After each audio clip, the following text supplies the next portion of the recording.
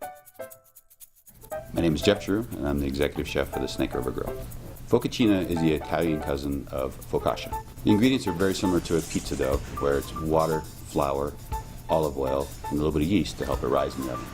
So the focaccia was actually a dish that we remembered lovingly from Old Yellowstone Garage.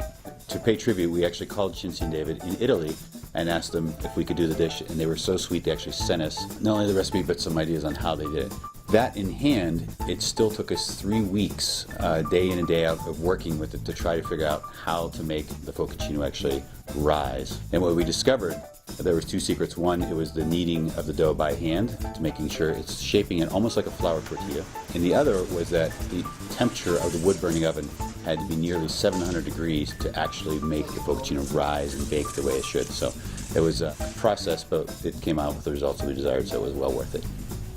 We always love to see people sharing food at the table. It's one of our most favorite things. Anytime we can get someone to eat with their hands at a formal restaurant, we think it's a wonderful thing. We also love drama. We love to bring something to the table that actually evokes excitement, stops conversation, get people to focus on the food for a moment. And when this comes to the table in its souffled, inflated state, and then we actually have one of the servers cutting it where it then comes down, it's just like watching a dessert souffle rise and fall. I would have to say my favorite part is actually, no matter how many times we make it, all the cooks in the back get so excited watching this miraculous thing come to life inside the wood-burning oven. Like when you were a kid and you watched Jiffy Pop. Over and over again, you can't stop watching it. And that's my favorite thing about the focaccia.